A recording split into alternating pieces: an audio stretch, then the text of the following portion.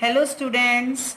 Now today we start our unit 4, a truly beautiful mind. So in this chapter, in this lesson, we talk about the story of Einstein. All of you know who is Einstein? So we talk about Einstein. This story tries us to show him as a human being, a fairly ordinary person who had his likes and dislikes, his streaks of rebellion and his problems. Now all of you can think about how a great person was perceived before being recognized as great. It is not as though great people are born with a special sign that allows us to recognize them instantly. What qualities in a person then make them a genius or a great person? So in this chapter we talk about all these things. That we talk about all the qualities of and how he become a great genius. So before we read that, what do you think of when you hear the word genius? And who is a genius? What qualities do you think a genius has? This one is a question asked to you. Second point, we shall now read about a young German civil servant who took the world by storm about 100 years ago.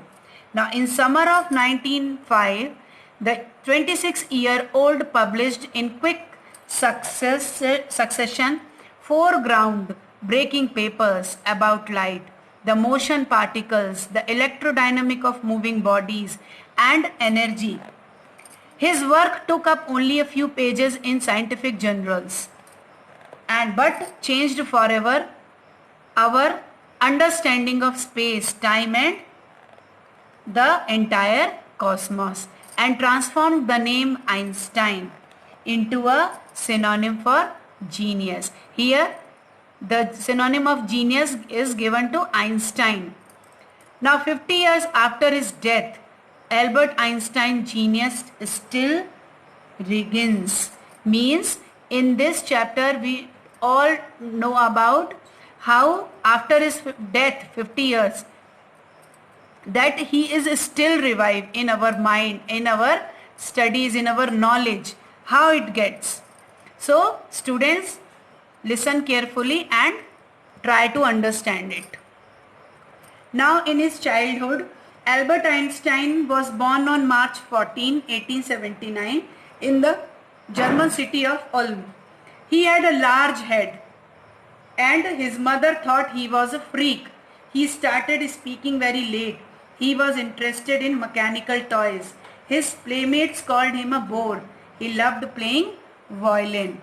Here we talk about all his childhood, that when he was born, you remember the date, that when he was born, in where he was born. Now he had a big head. उनका सिर बहुत बड़ा था and उनकी जो माँ थी वो ऐसा सोचती थी कि एक फ्रीक है. Freak means a word used disapprovingly to talk about a person who is unusual and doesn't behave, look or think like others. जो दूसरों के जैसे नहीं behave करता, तो उस तरह का जो बच्चा होता है वो उसको समझती थी. Now at a school, Einstein went to a school in Munich. Though he was good at studies, he felt stifled there. It was because the discipline was too strict.